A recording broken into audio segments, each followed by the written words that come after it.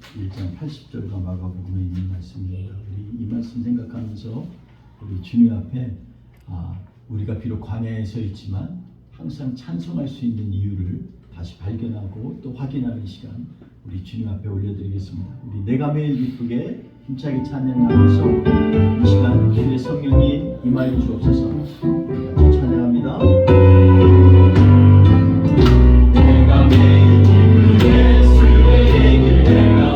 주의 발이 나를 담보하리요.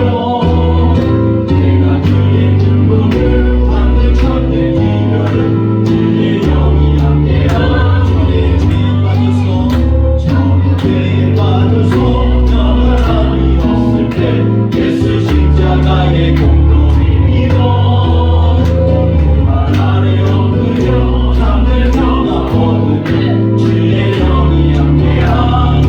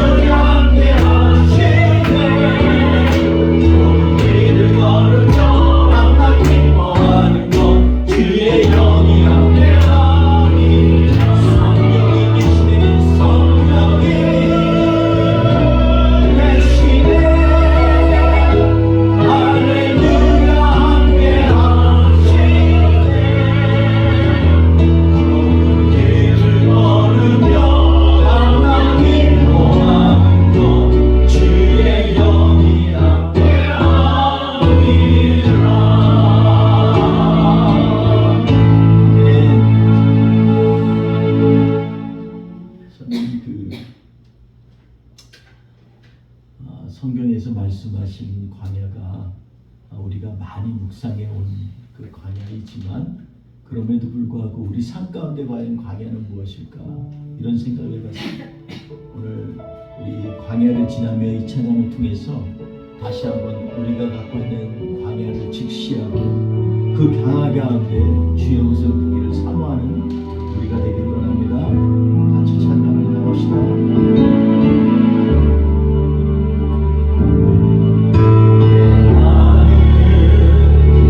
나를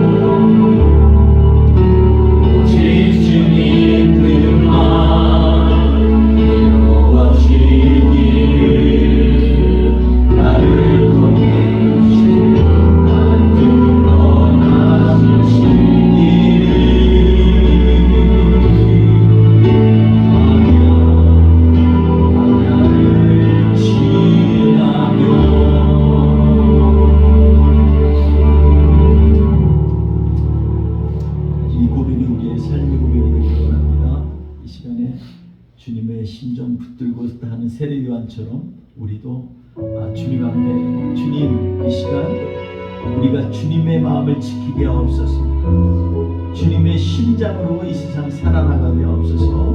고백하며 찬양하겠습니다.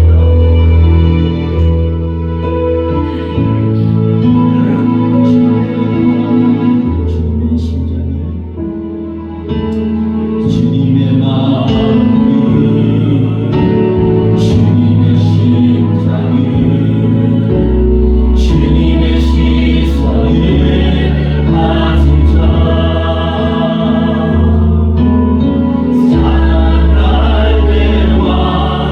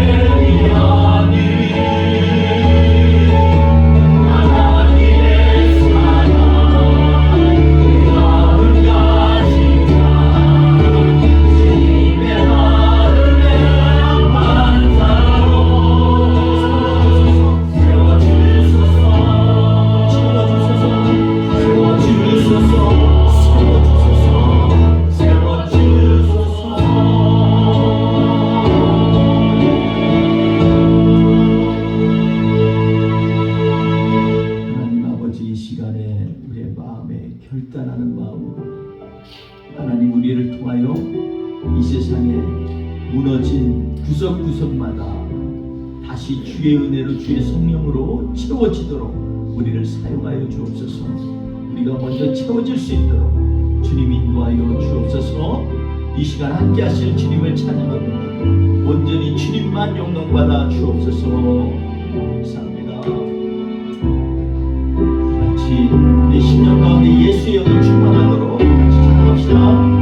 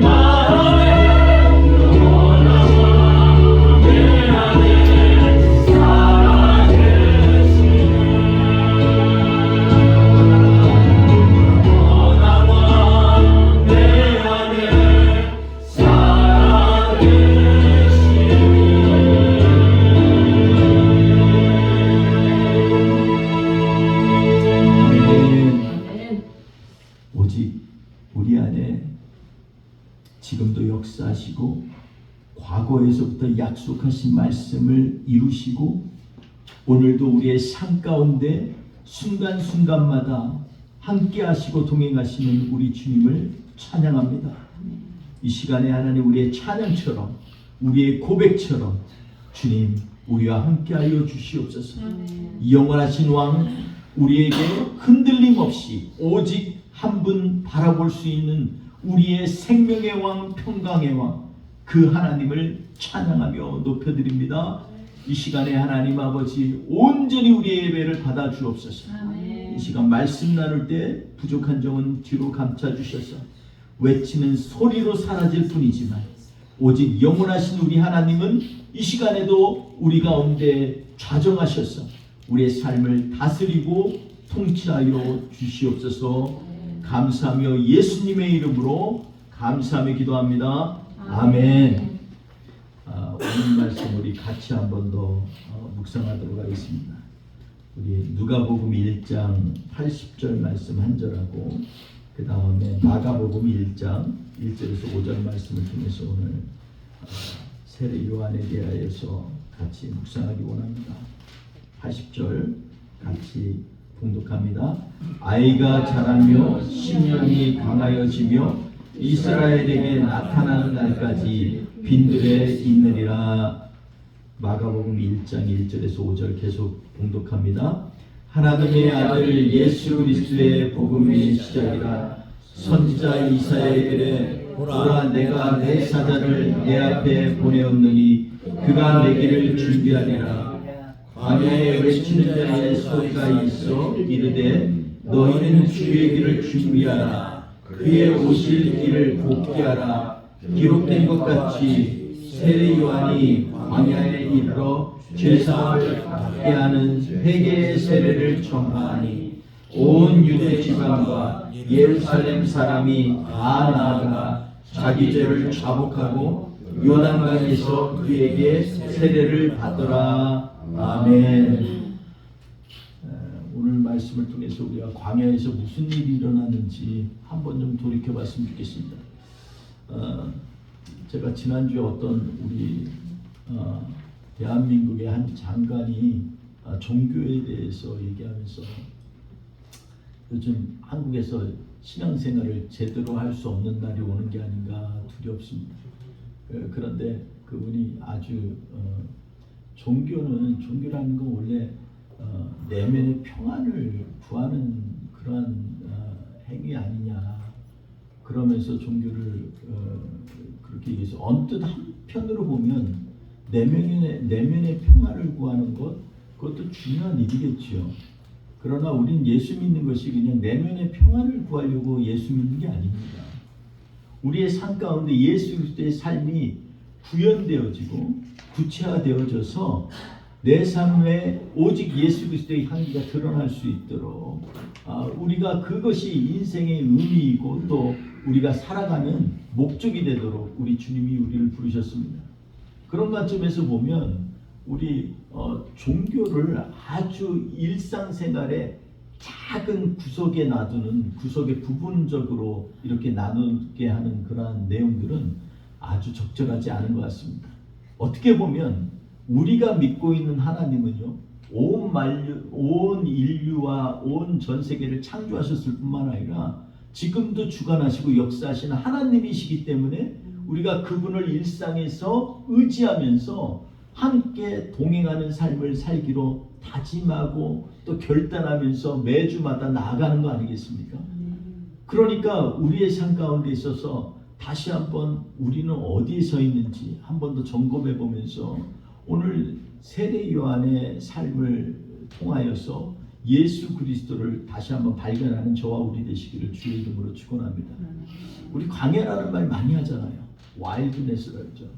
광야. 근데 그냥 광야하면 그냥 아무도 없는 곳, 메마른 곳 이렇게만 생각하는데 실제로 와일드네스는요. 원래 그곳은 하나님의 말씀이 없으면 정말 야생과 같은 곳입니다. 그래서 와일드하다는 곳이에요. 그냥 거친 거예요. 물도 없고 그리고 그곳에서 내가 살고 있는 목적 때문에 다른 모든 것들을 무시하며 나아가는 그러한 동물과 같은 삶을 살 수밖에 없는 곳이 바로 사실 광야입니다. 와일드한 곳에서 산다는 건 쉽지 않습니다. 너무나 거칠죠. 척박하죠. 그런데 그곳에서 오늘 본문 말씀에 보면 누가복음 1장 80절에 보면 어릴 때부터 세례 요한이 그곳에서 자라났다라고 기록하고 있습니다. 우리가 이것을 잘 주목하지 않는데 사실 세례 요한은 제사장 집안의 아들이잖아요. 그것도 늦둥이로 태어났잖아요. 그 부모들이요 정말 이제는 이 세상의 모든 걸 다 마감하고 이제 하나님을 기다리는 그러한 삶을 사는 그러한 어쩌면 일생에 있어서 가장 마지막 정리를 잘하는 시기에 갑자기 아들을 주셨어요. 한편으로는 너무나 기쁜 이 사가랴의 가족, 너무나 행복하겠죠. 오직하면은 엘리사벳이 나의 부끄러움을 하나님이 면하게 하셨다라고 고백할 정도로 일생에 정말 어떻게 보면 최고의 소원을 이루었던 그런 삶을 삽니다. 그런데 삶은 녹록치 않아요. 얻었는데 아이를 키운다는 게 보통 쉽지 않잖아요. 아이를 키우는 거 지금 이제 여러 해가 지나서 다 잊어버릴 법하지만 아이를 키우는 건요 생각보다 쉽지가 않습니다. 24시간 아이한테 집중을 해야 돼요. 계속해서 봐야 되고 관찰해야 되고 얼굴에 목소리 하나에만 해도 얘가 배고픈지, 얘가 어디 아픈 건 아닌지, 얘가 지금 원하는 것은 무엇인지 이런 걸 갖다가 이 맨날 고민하고 발견하고 그리고 늘 귀를 그 아이한테만 놔두는 그러한 시간이에요. 삶은 쉽지가 않은 거예요. 그래서 이 스가랴의 이 삶도요 쉽지가 않았습니다. 이제 나이가 들어서 너무나 힘든 거예요. 손자 손녀를 키우다 보면 그게 이게 예전과 다르다는 게 이렇게 확 와닿을 때가 있잖아요, 그죠?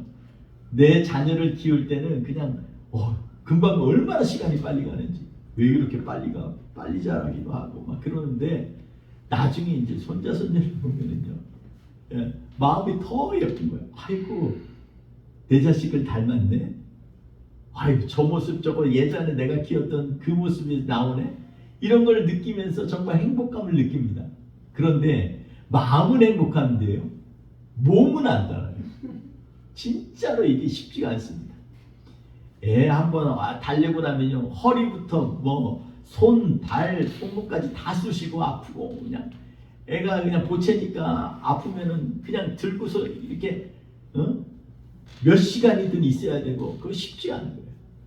이 고통과 과정을 겪어야 부모로서의 그 시간이 이 인격에 완숙하게 되고 인생이란 게 이런 거구나 이런 걸 깨닫게 되는 거죠. 그래서 부모가 되고지 않으면요 인생의 참맛을 알 수가 없습니다. 오늘 세례 요한은 그래서 어릴 때부터 광야에 살았다는 거 생각하기 어렵잖아요. 근데 이스라엘에는요 특히 크게 보면 세 개의 그런 종교에 집중하는 그런 파가 있습니다. 우리가 잘 아는 것처럼 바리새파가 있죠. 그들은 율법을 철저히 지키는 것에 목숨을 건 그러한 바리새인들이었습니다. 반면에 성전 권력에 집중하고 현실을 중요시 여기는 또 파가 있는데 우리가 잘 아는 사두개파가 있습니다. 이들은요 처음부터 타락하지는 않았어요. 어떻게 하면 현실과 하나님의 말씀이나 율법이 잘 연결이 될까 이거를 고민하고 사는데 현실에 집중하다 보니까 무지하게 세속화된 그러한 파가 바로 사두개인들입니다.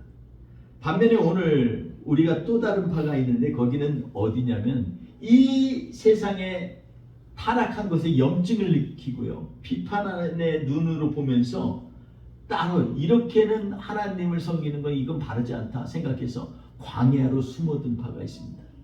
그 파 이름이 에세네파예요. 그래서 에세네파 하면은 우리가 잘 아는 것처럼 이 성경이요 많이 이 발견된 쿰란이라는 지역이 있는데 그래서 쿰란에서 이 모여서 이 사해 쪽 광야에서 살면서 이 쿰란 공동체를 형성한 그러한 파입니다. 이들은요 유대계의 변질에 대한 것에 염증을 느끼고 따로 떨어져 나오길 원하고 그리고 사해 근처에 척박한 쿰란 광야에서 살기를 원했습니다. 그들은 구원을 받으려면 가족을 떠나서 공동체 생활을 해야 된다고 생각했고요. 매일마다 정결의식을 통해서 물로 씻는 것처럼 우리의 죄를 회개하고 씻는 것에 대해 집중을 하였습니다. 재산도 공유하고요. 그리고 매일마다 성경을 필사했습니다. 그거를 사해 동굴에 숨겨져 놓은 것을 갖다가 우연하게 양치기 소년이 이 돌을 던지다가 발견한 게 우리가 사해사본들이죠. 메시아가 도래해서 악을 심판할 것이라는 것을 믿고 그것을 기다리던 아파가 바로 이 에세네 아파입니다. 근데요, 세례 요한이 어릴 때 이 에세네아파의 대부분은요, 그 당시 보면 이 제사장 가문에 있던 아이들이 그곳에 와서 공동체 생활을 하면서 영성을 키우던 그러한 일들이 아주 생활화되어 있었습니다.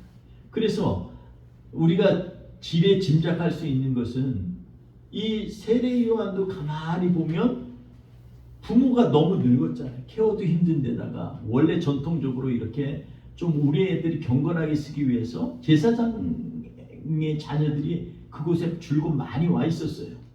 그래서 누가복음 1장 80절에 보면 그가 광야에서 자랐다라는 의미는요, 바로 사해 근처에 있는 유다 광야에서 자랐다는 의미이기도 할 수 있습니다. 그래서 우리가 이것을 추정할 수 있습니다. 이런 추정의 근거점으로 보면 이 닮은 것은요, 세례 요한도 그랬고 이 에세네파도 척박한 유대 광야에서 생활했다는 공통점이 있습니다. 그뿐만 아닙니다. 그들은 금욕 생활이 삶의 중심이었는데 우리가 잘 아는 것처럼 세례 요한은 메뚜기와 석청을 먹고 그리고 낙타 털옷을 입고 살았습니다. 요즘으로 말하면 우리가 생각할 때 좋은 가죽옷이라든지 아니면 좋은 털옷이라든지 이런 아주 비싸잖아요. 그렇게 생각할지 모르지만 광야에서 양떼 털옷, 이 낙타 털옷을 입었다라는 것은요, 한 번 입으면 빨질 않아요. 그냥 색깔이 그거 하니까. 그래서 이것은 아주 서민적인 옷이었기도 합니다. 이렇게 금욕적인 생활을 해왔던 그런 공통점이 있습니다. 또 하나는 그의 신학적인 바탕에 있어서 에세네아파도 정결 의식을 굉장히 중요시 여겼어요. 그래서 쿰란 유적지에 발견된 이 유적지를 보면은요, 거기에 보면 정결예를 하는 우물이 엄청 많이 발견이 되었다고 합니다. 대거 발견됐고 세례 요한도 요단강에서 물 세례를 주는 일에 집중했다는 걸 보면 공통점들이 있습니다. 또 하나 중요한 신학적인 공통점이 있는데 둘 다 종말론적인 메시지를 강조했다는 것입니다. 메시아가 곧 오신다. 그렇기 때문에 우리는 정말 집중해서 주님 오실 날을 기다려야 된다. 이게 바로 에세네아파의 그런 신학의 중심적인 그런 신앙이었습니다. 그럼 우리가 잘 아는 것처럼 이 세례 요한이 얘기한 것들을 보시죠. 독사의 자식들아, 도끼가 이미 뿌리에 놓여 있다. 그러니까 회개하라. 이게 바로 세례 요한의 주요 메시지였습니다. 이것을 외치던 것들을 보면 이런 공통점들이 있습니다. 반면에 차이점들도 있어요. 에세네파가 아니라는 차이점이 있는데 그건 뭐냐면 이 에세네아파는 운둔형 정화운동을 시작했어요. 자기들끼리 공동체를 이루어서 세상과 거의 단절되다시피 이렇게 살아나갔던 그러한 사람들입니다. 그러나 우리 세례 요한은요, 열려 있습니다. 모든 사람들이 왔어요. 창기도 오고 그때 폭력을 행사하던 군인도 오고 이 속이기도 잘하는 상업인들도 오고 누구든지 와서 회개하라고 외치는 것입니다. 그 열려 있었다는 게 이제 다른 거죠. 에세네파는 구원을 받으려면 가정을 떠나서 공동체 생활을 해야 되고 그리고 그들이 이 금욕 생활을 해야 된다고 하지만 세례 요한은 뭐라고 하냐면 와서 세례받고 일상으로 돌아가라는 것입니다. 일상에서 변화된 삶을 살라라고 가르치고 있습니다. 이런 관점에서 우리 예수님의 이 메시지를 준비하는 아주 중요한 토대가 됐다라고 우리는 생각할 수 있습니다. 매일 반복되는 정결의식 대신에 세례 요한은요, 일회성 세례로 만족하라고 합니다. 세례를 여러 번 받는 게 중요한 게 아니라 한 번 하나님 앞에 결단하고 세례를 받음으로 말미암아 나머지 인생을 주님 앞에 다짐하면서 주님의 뜻대로 살라는 것입니다. 이러한 관점에서 보면 세례 요한은 정말로 하나님이 예비하신 하나님 우리 예수님의 길을 예비하는 자로서 준비되어 있다라고 볼 수가 있겠습니다. 오늘 본문 말씀에 보면 특히 이제 마가복음의 1장에 보면 하나님의 아들 예수 그리스도의 복음의 시작이다 이렇게 말하고 있습니다. 하나님의 아들 예수 그리스도의 복음의 시작이다. 사실 마가복음의 주제이기도 하고 그리고 세례 요한의 인생의 목적이기도 한 말씀입니다. 예수 그리스도를 전파하고 복음을 알리는 것, 그것이 중요하다는 것입니다. 그런데 이 얘기를 할 때 이 세례 요한을 말라기서에 보면 마지막 때에 다시 엘리야가 온다라고 하면서 세례 요한을 얘기를 합니다. 사실 이 예수님께서도 세례 요한을 보면서 엘리야가 이미 너에게 왔으나 너희가 알지 못했다라고 얘기를 합니다. 그 엘리야와 세례 요한에게도 비슷한 점이 많이 있어요. 외모와 복장에 있어서도 엘리야도 털이 많고요. 또 허리띠를 가죽 허리띠를 했다고 하고 열왕기하 1장 8절에 말씀하고 있는데 요한은 낙타 옷을 입고 허리띠를 했습니다. 가죽대를 했다라고 보입니다.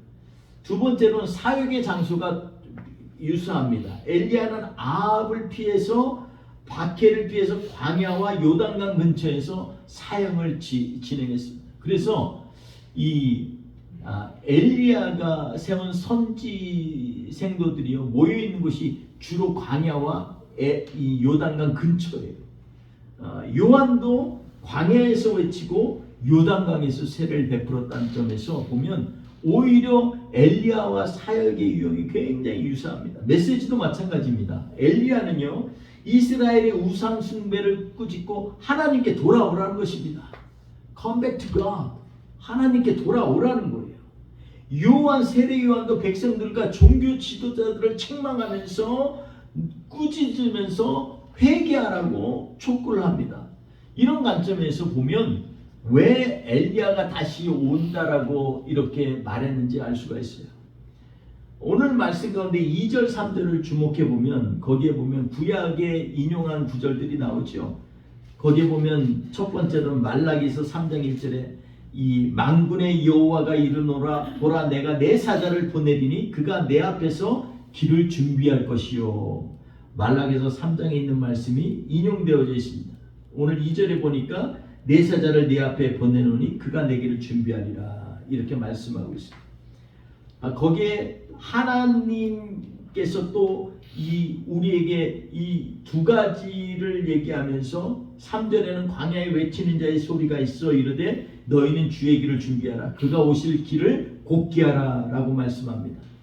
여기 이사야서 40장 3절에 보면 외치는 자의 소리여 이르되 너희는 광야에서 여호와의 길을 예비하라 사막에서 우리 하나님의 대로를 평탄케 하라 이렇게 말씀합니다. 이 얘기는 철저히 약속된 하나님의 구원의 계획을 성취하는 것입니다.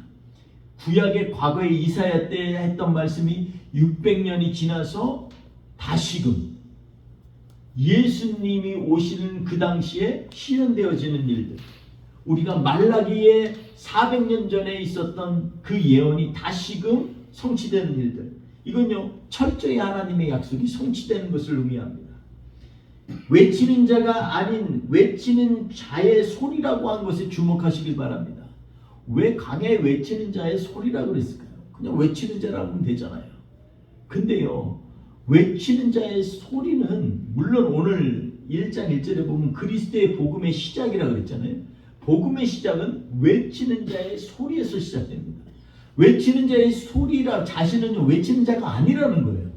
하나님이 이미 성경을 통해서 우리에게 계속해서 선지자를 통하여 예언의 말씀을 외쳐오셨습니다. 그런데 자기는 그 소리일 뿐이라는 거예요. 철저히 자기가 낮아지지 않으면요 주님을 드러내게 하는 게 쉽지 않아요. 우리 인생에 있어서도 철저히 낮아질 때 주님이 드러나는 거예요. 내가 조금 한 80%, 90%만 낮아져도 나 이 정도면 딴 사람보다 훨씬 겸손하지 않아? 근데 그렇지가 않아요. 온전히 목적이 내가 낮아지는 것에 목적을 두는 것이 아니라 우리 주님이 드러나는 것에 목적을 둔다면 철저하게 100% 낮아져야 돼요. 그래서 세례 요한은요 여호와의 길을 예비하면서 자신은요 완전히 소리일 뿐이에요. 한번 알고 주님이 오신다 그리고서 사그라드는 거예요. 이게 바로 세례 요한이 하나님 앞에 외치는 자의 소리로 사용되어진 이유이기도 합니다. 두 번째로 보면 이거 고대 근동에서는요, 전령들이 먼저 앞에 와서 왕이 오시기 전에 와가지고서 미리 동네방네에 얘기하고 있어. 오늘 여기에 왕이 오시니까 너희들은 길을 닦고 준비하라, 이렇게 외친다고 합니다. 그리고 이렇게 외치고 나면 왕이 조금 후에 쫙 오시는 거죠. 전 세계를 향해서 세례 요한은요, 외치는 자의 소리가 된 것인데, 그곳이 어디냐면 바로 사해예요. 데드씨, 죽은 바다라는 것이잖아요. 사해는 데드씨 가운데, 죽었던 가운데 하나님의 복음이 들어가면요, 생명이 일어나는 것입니다. 광야의 풀한포기도 찾아보기 힘든 그곳에서 우리의 생명이신 예수 그리스도가 이 땅에 오신다 외칠 때 그곳에 하나님의 생기가 가득해지는 거예요. 이것을 갈망하는 사람들은요, 계속해서 광야로 모이기 시작했어요. 상인들만 온 게 아닙니다. 그 당시에 사람들이 권태를 느끼는 거예요. 야, 바리새인들 겉으로는 율법 중요하게 여긴다고 하는데 자기들이 율법의 주관자로 서서 늘 어깨에 힘주고 다니는 거 너무 힘든 거예요. 사람들 앞에서 나는 정말 주님 앞에 율법을 철저히 지킨다고 기도하면서 막 하는데 실제로 그 삶을 들어보면 엉터리인 거예요. 사두개인들 인생에 우리 하나님의 뜻을 좀 실현하자 이렇게 말은 잘하는데 결국은 자기 욕심을 채우는 권력욕에 눈먼 사람들, 권태를 느낀 거예요. 그래서 그들이 간 곳은 어디? 그나마 광야에 있는 SNF에 가는 거예요. 하나님만 딴 거 다 단절하고 하나님만 바라보려고 하는 거예요. 근데 가다 보니까 세례 요한이 갑자기 나타난 거예요. 어릴 때는 이 사람도 SNF한 줄 알았는데 알고 보니까 그게 아닌 거예요. 주의 길을 예비하는 거예요. 너희들 지금 진짜 중요한 거는 말이야, 지금 우리 메시아가 오시는 데 있어서 너희가 회개하면서 해야지, 회개 안 하고 위로받으려고 하면 안 돼. 광야에 와서 이거 보면서 그래, 이런 사람도 있으니까 좀 위로가 되고 안심도 되고, 이게 아니고 너희가 바로 하나님의 길을 예비하는 자의 동참이 돼야 돼. 그러려면 어떻게 해야 돼? 회개해야 돼. 그리고 하나님의 이름으로 세례를 받고, 그리고 결단하는 마음으로 이 세상을 살아나가야 돼. 이게 안 되면 너희들이 여기에 100번 와도 안 돼 라고 얘기하는 것입니다. 그래서 광야에서는 오직, 여기에서는 예수님의 오심을, 메시아의 오심을 외치는 소리를 들리게 되는 곳이 바로 이 광야라는 곳입니다. 그 일을 위하여서 하나님이 쓰신 사람이 바로 세례 요한이라는 것입니다. 우리 오늘 말씀 가운데 결론적으로 이렇게 이 얘기가 많은데, 세례 요한을 한번 좀 돌이켜 봤으면 좋겠습니다. 세례 요한은요, 광야에서 시작해서요, 광야에서 죽었어요. 세례 요한의 삶과 사역은요, 한마디로 광야입니다. 왜 굳이 광야에서만 했을까요?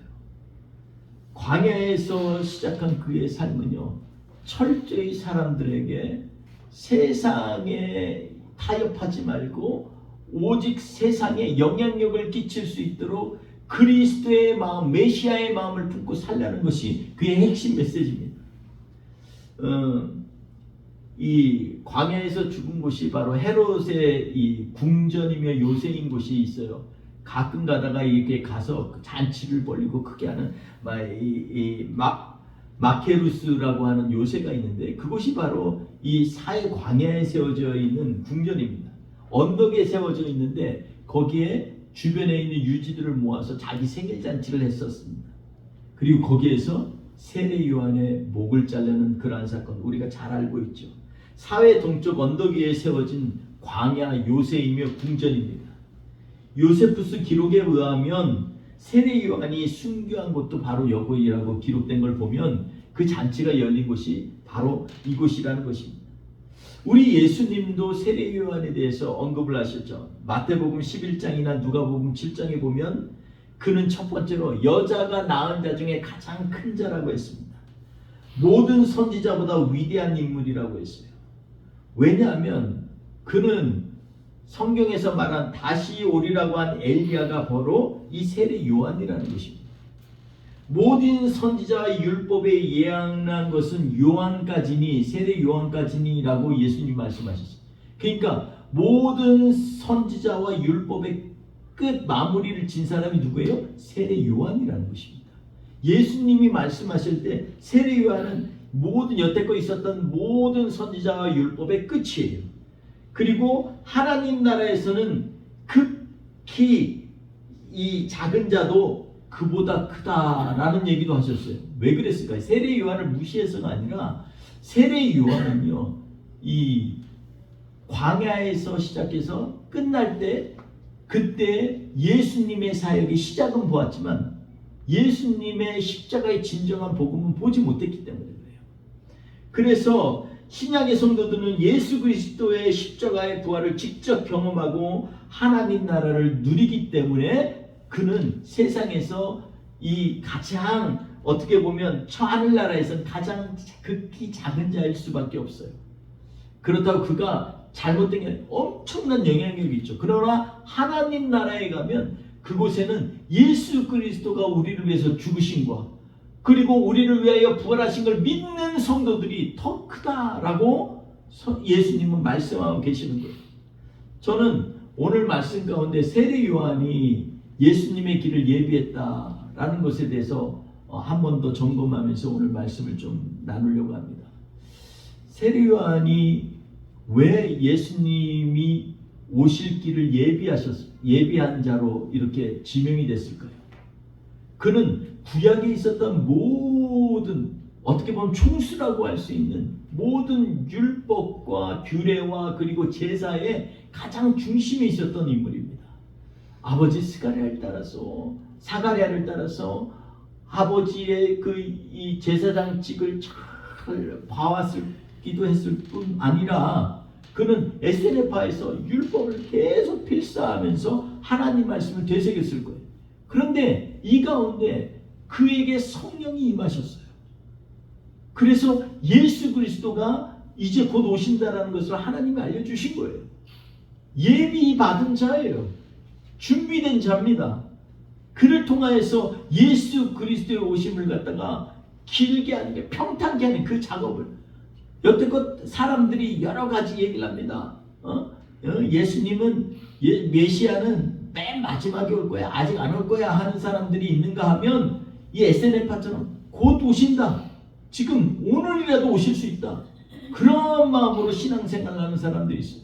그런데 중요한 것은 그 메시아가 누군지에 대해서는 관심이 없는 거예요. 근데 세례 요한은 이것을 갖다가 알리는 거예요.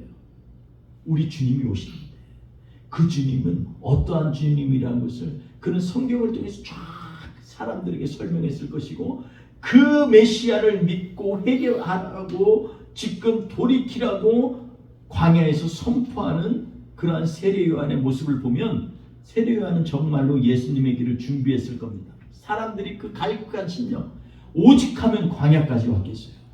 오직 하면 답답해서 신앙으로 해결될 수 없는 문제들이 너무 많으니까 와서 참된 하나님의 말씀을 들으려고 오는 수많은 사람들이 있을까?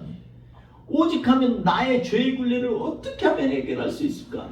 정말 더러운 창기도 있을 거고 남을 속였던 사람도 있을 거고 살인자도 있을 거고 도둑질한 자도 있을 거고 강도도 있을 거예요. 근데 그들에게 희망의 메시지를 준 것이 누구냐면 세례 요한이에요. 우리 주님이 오시면 그분을 믿으면 이 모든 것들에서부터 자유하게 할 수 있다. 참자유를 얻을 수 있는 회개를 선포한 것이 바로 세례 요한이라는 것입니다. 한 번의 세례로 끝장난다는 거예요. 우리 예수님을 믿는 그 영으로 영원히 살리라라는 그 복음의 메시지의 가장 기초를 다진 사람이 누구냐면 세례 요한이라는 것입니다. 그래서 세례 요한은요 구약의 마지막 자리에 있는 거예요. 최후 종결자입니다. 예수님이 그래서 그를 거기까지가 율법이고 거기까지가 선지자라고 말씀하고 있습니다.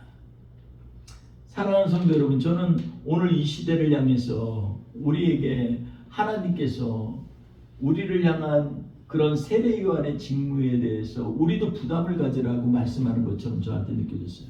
왜냐하면 지금 우리가 마치 이름이 달랐지 파가 달랐을 뿐이지 지금도 세상에서 우리 교회는 열려 있어야 돼. 자꾸 세상과 함께 해야 돼. 세상을 도와야 돼. 이런 얘기를 하면서 그러면서 교회는 자꾸 타락해 가는 교회도 있고 부패한 교회도 생기고 그래요. 정치에 그냥 아부하면서 몸담는 사람들도 있어요. 다른 한편으로는 철저하게 자기의 고상함을 지키려고 하는 그러한 교회들도 있어요. 그런데 진짜 세례 요한의 교회는 어떠한 교회일까요? 광야 교회는 어떤 교회일까요? 광야 교회는요, 모든 아픔과 고통과 죄악들을 다 가지고 짊어지고 와서 그것을 하소연할 것도 없고 그냥 잠깐의 위로를 받고 가는 곳이 아니라 그곳에서 완전히 돌이킴의 회개가 있어서 우리 주님을 바라볼 수 있도록 준비되어지는 그런 교회, 하나님의 산 소망을 붙들고 사는 교회, 오직 이 세상을 향해서 우리가 비판하고 냉정하게 판단하는 것으로 그치는 것이 아니라 그리스도의 사랑으로 꽉 품고 안고 녹일 수 있는 교회. 하나님은 어쩌면 우리에게 이러한 광야 교회를 준비하도록 기대하시고 그리고 함께 하시는 하나님으로 이 시간에도 역사하실 줄 믿습니다. 사랑하는 성도 여러분, 우리의 고통, 고민들 여기에서 끝나면 안 돼요. 그 어려움이 있을 때 우리의 시선은 어디로 가야 되냐면 이 모든 것들을 위하여 세상죄를 짊어지고 모든 걸 담당하신 어린 양 되신 예수 그리스도를 바라봐야 되는 거예요. 그래서 우리 광야 교회는요, 그냥 허무하게 소리가 사그라지는 곳이 아니라 그곳에서 주의 길을 예비하는 그러한 진짜 광야가 돼야 돼요. 그냥 거칠은 광야에서 사는 것으로 우리의 인생을 마무리하면 안 돼요. 주님 앞에 가서 나 이렇게 어려운데 이거 다 이겼지요? 힘들어도 참았지요? 이걸로 끝내는 게 아니라 그 광야에서 저는 주님을 바라봤지요. 주님을 앙망했죠. 이 세상을 주님께로 이끌도록 심장에 그것을 품고 우리 교회를 살려달라고, 우리 공동체를 살려달라고, 우리 교회, 우리 식구들을 살려달라고 모든 것들을 간절히 주님 앞에 의뢰하며 나아가는 그러한 이 무너진 가운데서 아무것도 없는 것 같지만 그곳에 하나님이 이루실 그 나라를 바라보면서 사모하는 그러한 세례 요한의 광야의 교회가 우리 안에 일어나길 원합니다. 우리 마가복음 1장 1절에서 5절 말씀처럼 이 새 회개의 세례를 전파하였다 그랬어요. 회개의 세례를 받는 것으로 끝나는 게 아니라 세례 요한은요, 이걸 전파한 사람입니다. 그냥 요단강에서 씻고 세례 받는 게 중요한 게 아니라 세례의 핵심적인 복음의 본질은 다가오실 메시아라는 것을 외치고 그 길을 준비했던 겁니다. 사람들에게 더욱더 앙망하면서 주님, 그래, 주님과 함께 사는 거지. 이것을 간절히 사모하며 나아갈 수 있도록 준비한 세례 요한처럼 우리도 세상을 향해서 그래, 우리의 소망은 이 세상에 있는 게 아니지. 우리와 함께 하실 우리 주님께 있는 거지. 주님만 바라보면서 나아갈 수 있도록 내 아픔보다 우리 주님이 받으신 그 고통과 그 모멸과 멸시가 있지만 그럼에도 불구하고 이것을 이겨내신 우리 주님, 십자가에 달려서 우리의 죄를 다 대속하신 주님, 그 주님을 바라봐야지. 이러한 소망을 주는 교회가 돼야 진정한 교회지. 교회가 우리끼리의 교회가 돼서는 안 된다라고 성경은 말씀하고 있는 겁니다. 우리 열려있는 광야처럼 우리 교회도 광야 교회로 거듭날 수 있도록 간절히 하나님 앞에 기도하며 나아가는 이 한 주가 되기를 주의 이름으로 축원드리겠습니다.